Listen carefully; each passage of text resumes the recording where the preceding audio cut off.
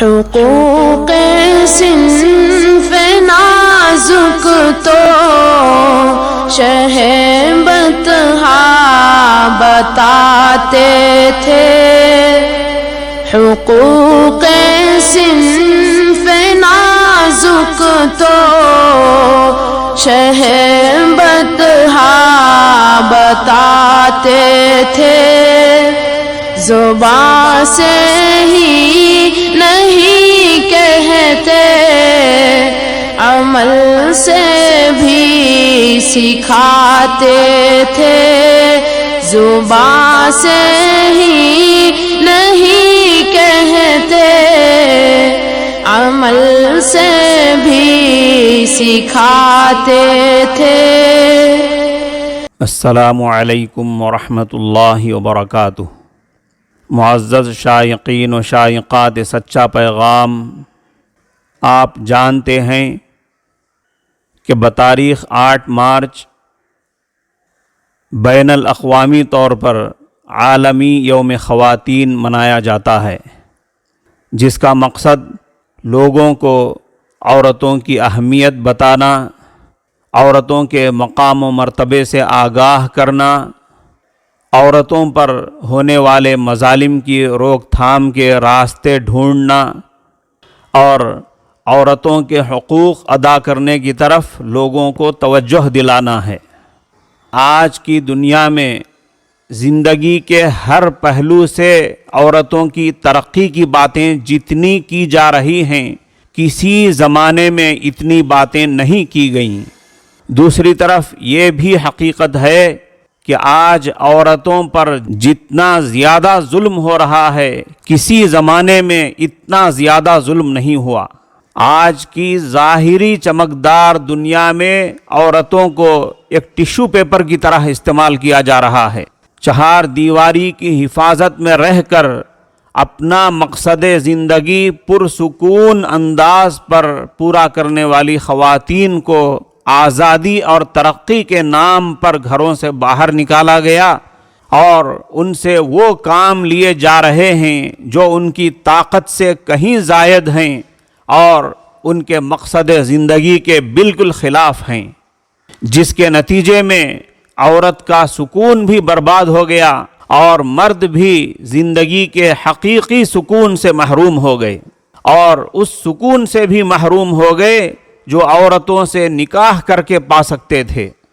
آج عالمی یوم خواتین کے موقع پر ہم کہنا چاہیں گے کہ عورتوں پر ہونے والے سماجی مظالم کی ایک موٹی مثال جہیز وصولی ہے، جہیز کی بھیک ہے۔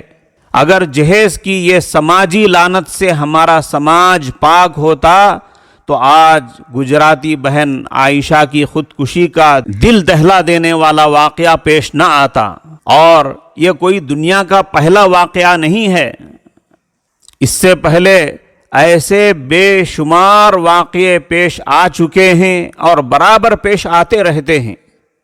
اگر ہم یہ چاہتے ہوں کہ عورتوں کو ان کا صحیح مقام ملے، ان کو وہ عزت ملے جو ملنی چاہیے، تو اس کا حل یہی ہے کہ عورت بیٹی کی روپ میں ہو یا بیوی کے روپ میں، بہن کے روپ میں ہو یا ماں کے روپ میں، اس کا باپ، اس کا شوہر، اس کا بھائی اور اس کی اولاد اس کے وہ حقوق ادا کرے جس کے وہ اپنے مقام کے لحاظ سے مستحق ہے۔ اس نقطے کو ذہن میں رکھتے ہوئے 3-4 منٹ کا یہ بیان سماعت فرمائیں۔ اللہ نے عورتوں کے حقوق رکھے ہیں، یہ ماں کی شکل میں ہو تو میرے نبی کا فرمان ہے، کاش میری ماں زندہ ہوتی اور میں عشاء کی نماز کے مصلی پر ہوتا اور میں سورت فاتحہ شروع کر چکا ہوتا اور ادھر سے میری ماں مجھے کہتی بیٹا محمد، تو میں اس کی خاطر نماز توڑ دیتا اور میں کہتا جی اماں جان۔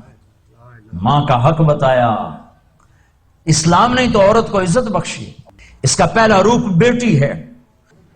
اگر بیٹی پیدا ہو، میرا نبی فرماتا ہے 3 بیٹیوں کی شادی کر دو تو جنت واجب ہو گئی، 10 بیٹوں کی شادی کرو تو جنت واجب کوئی نہیں، 3 بیٹیوں کی شادی کرو تو جنت واجب ہو گئی۔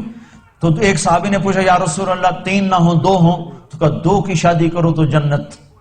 ایک نے کہا یا رسول اللہ اگر 2 نہ ہو 1 ہی بیٹی ہو، اور آگے کوئی سلسلہ بھی نہ ہو تو آپ نے کہا ایک بیٹی کی شادی کر دو تو جنت واجب. یہی بہن بن جاتی ہے, بیٹی سے بہن بنتی ہے, بھائی آتا ہے.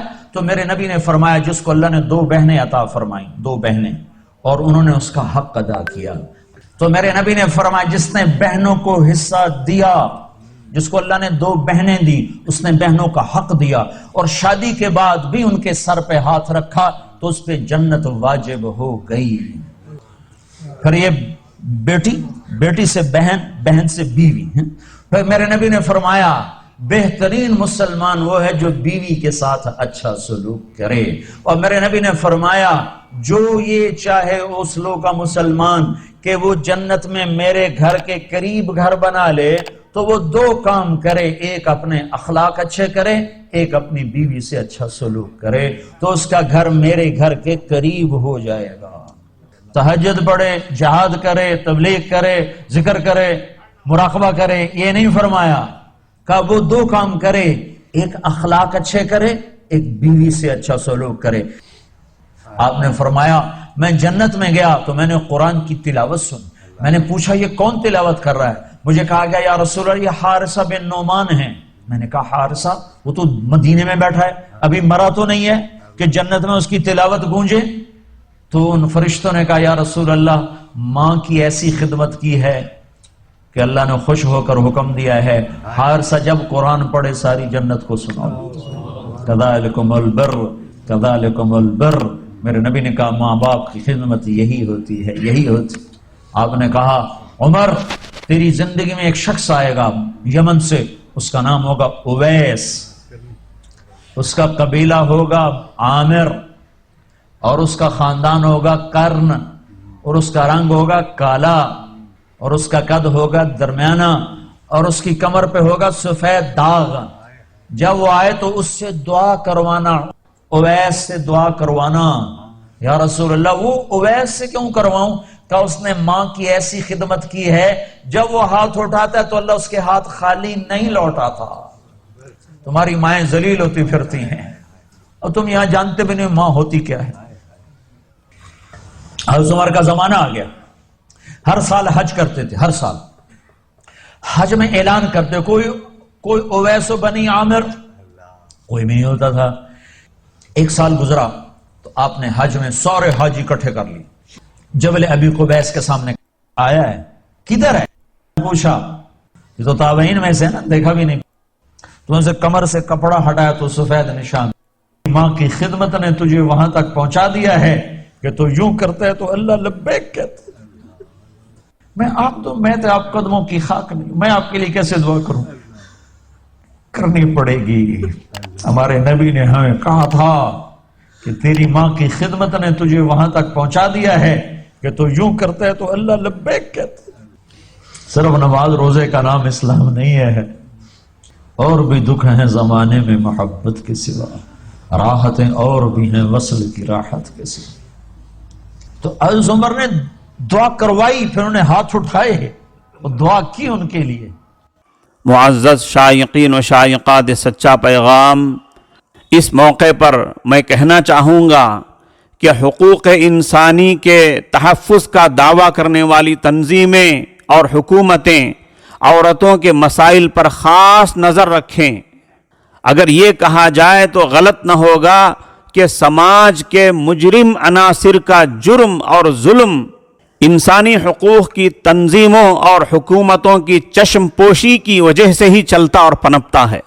جب یہ تنظیمیں اور حکومتیں کسی مجرمانہ معاملے میں دلچسپی دکھاتی ہیں تو 20-25 سال کا مجرم بھی منٹوں میں گرفتار ہو جاتا ہے. جس دن ماؤں کو, بہنوں کو, بیٹیوں اور بیویوں کو ان کے حقوق مل جائیں گے, اس دن یہ جلتا ہوا سماج جنت کا نمونہ اور امن کا گہوارہ بن جائے گا. دعائیں ماں کی لینا, نہ دل ان کا دکھانا تم. دعائیں ماں کی لینا, نہ دل ان کا دکھانا تم. ہے جنت ان کے قدموں میں، یہ پیغمبر بتاتے تھے، ہے جنت ان کے قدموں میں، یہ پیغمبر بتاتے تھے۔